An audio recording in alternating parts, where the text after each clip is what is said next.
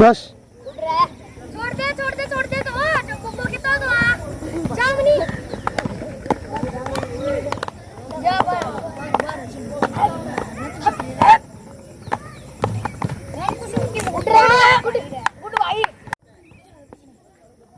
होंगी तो भी लड़कियों का जो है मन जो है दूसरी तरफ चला जाता है कि भी नहीं मैं खेलने नहीं आऊंगी, वहाँ पर सुविधा नहीं है।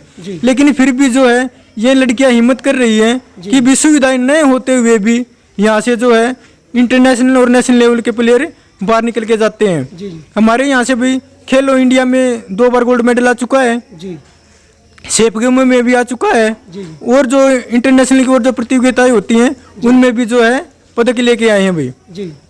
लेकिन दुविधा की ये बात है कि भी सरकार इस तरफ बिल्कुल ध्यान नहीं दे रही। मैं सरकार से यही रिक्वेस्ट करूंगा कि भाई सरकार एक बार आकर देखे, क्योंकि सरकार ने एक स्कीम चलाई थी सरकार आपके द्वार।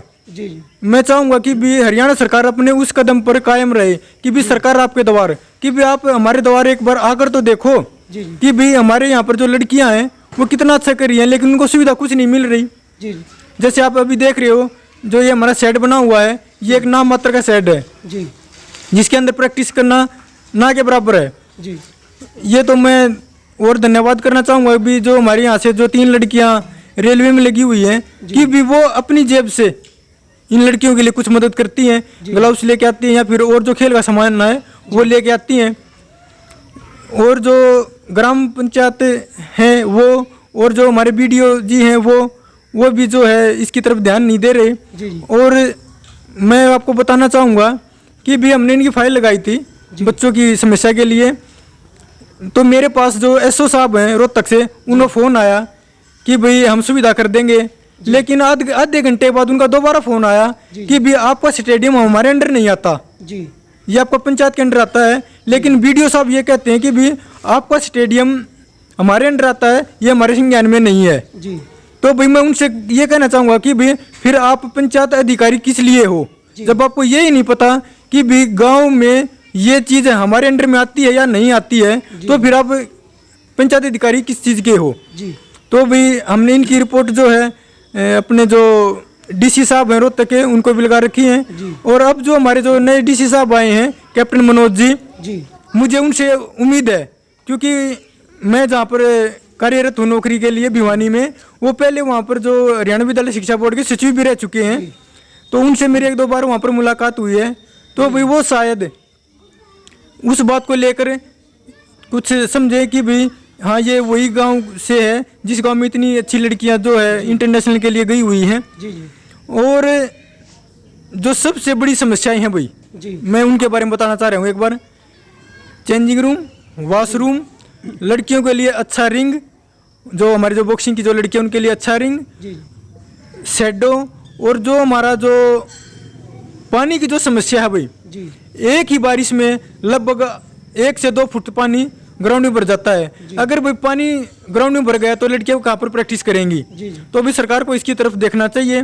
और मैं सरकार से एक बार फिर नम्र निवेदन करता हूँ कि भी सरकार एक बार जो नारा दिया था सरकार आपके द्वार, और भाई जो ये दिया था कि भी आप जितने मेडल लेकर आओगे उतनी ज़्यादा आपको सुविधा मिलेंगी, उस पर कायम रहे। क्योंकि भी सरकार ने कहा मेडल लेकर आओ और हमारी लड़कियां मेडल लेकर आ रही हैं।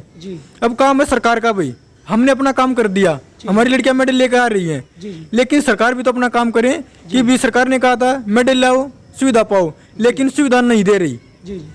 तो मैं दोबारा सिर्फ यही कहना चाहूँगा कि भी जो मेरे गाँव में जो स्टेडियम है शहीद बतून सिंह खेल परिसर, इसमें अच्छी से अच्छी सुविधा दी जाए, ताकि भी जो बड़े बच्चे हैं जो इंटरनेशनल लेवल पर जा चुके हैं वो तो मेहनत करके जा चुके हैं, लेकिन जो हमने जो छोटी पे जो तैयार करने लग रहे हैं उनको असुविधा का सामना ना करना पड़े। तो मैं सरकार से यही रिक्वेस्ट करूंगा कि भी जो मेरा गांव है शहीद बतून सिंह स्टेडियम, जिसमें जो हमारा बॉक्सिंग है उसमें और जो एक गेम और हमारा हैंडबॉल है उसके लिए भी जो सुविधाएं हैं वो दी जाएं।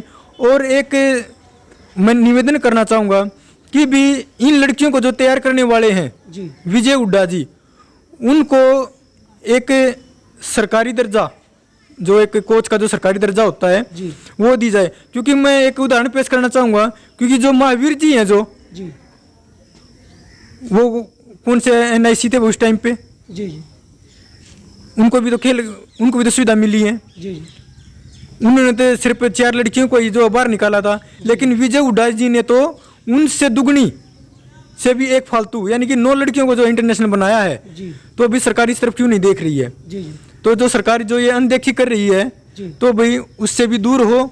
और मैं चाहूँगा कि भी जो विजय हुड्डा जी हैं, भाई साहब हैं, जी इनको भी एक सरकारी दर्जा दिया जाए। चलो भाई ठीक है, अगर ये रूल में नहीं आता सरकारी दर्जे का, तो उनका एक जो मानदेय होता है भाई, जी जी वो दिया जाए। क्योंकि भाई सरकार चाहे तो क्या नहीं कर सकती, जी जी जो सरकार जो चाहती है वो कर सकती है। जी चलो भाई एक अगर प्रोसीजर में नहीं आता कि भी सरकारी दर्जा ना मिले, अगर सरकारी दर्जा ना मिले तो एक मानदेय होता है जी जी सरकार की तरफ से वो, और एक जो DC रेट पे जो नौकरी लगाई जाती है खेल गांव में, वो इनको सुविधा दी जाए। जी। नमस्कार। तो काफ़ी सारा डिटेल में बताया गया। जब बात करते हैं राजनीति की, तो राजनीति कहीं ना कहीं आगे आ ही जाती है, क्योंकि जब एक मेंबर ऑफ पार्लियामेंट को सीधा वहाँ पर भेज दिया जाता है, तो एक सरकारी कोच को चुनना बिल्कुल आसान काम है। क्योंकि सरकार जब छोटे छोटे मुद्दों पर अपने डिसीजन चेंज कर सकती है, तो ये तो बहुत बड़ा मुद्दा है।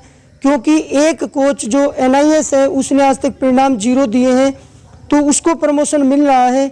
तो जिस कोच ने आपके सामने परिणाम दिए हैं, और परिणाम झूठे नहीं है, आपके सामने ओलंपिक स्तर के खिलाड़ी जो हैं दिखाई दे रहे हैं, कैमरे के सामने हैं, और उन्होंने अपने विचार भी रखे हैं। उस गुड़िया ने अभी बताया था कि हमारी सिर्फ एक ही इच्छा है कि हम चाहते कि हमारे जो कोच हैं उनको सरकारी कोच का दर्जा दिया जाए। हम भी यही चाहते हैं कि यहाँ पर सुविधाएं भले ही चाहे कम मिले, क्योंकि सुविधाओं को गांव पंचायत जो है ये सब मिल करके उनको दूर कर सकते हैं।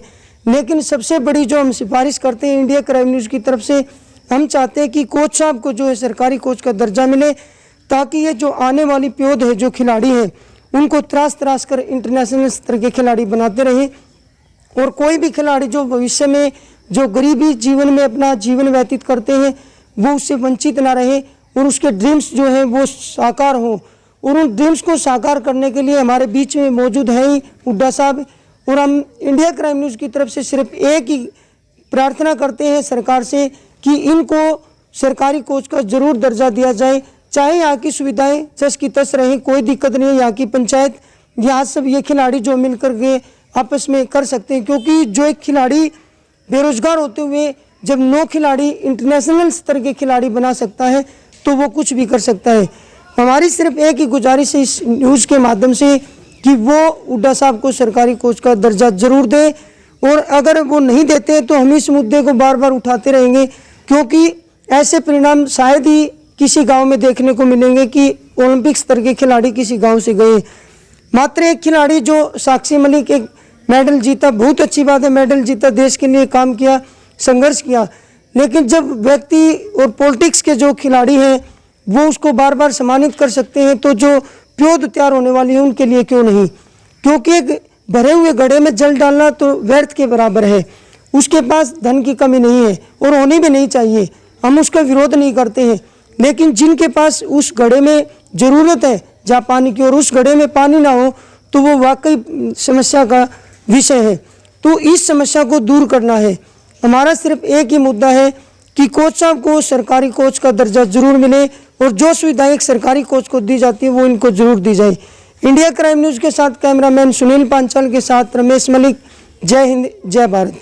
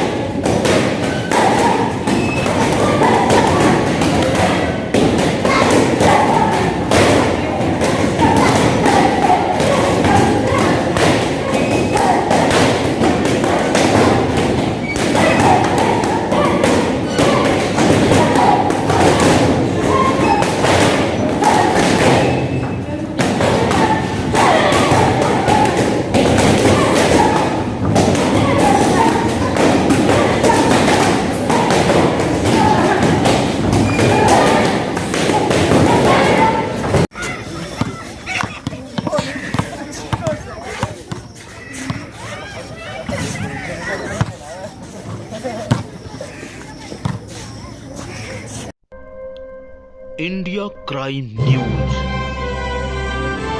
जुल्म के खिलाफ जंग। आप देख रहे हैं इंडिया क्राइम न्यूज, देश का अपना हिंदी न्यूज चैनल।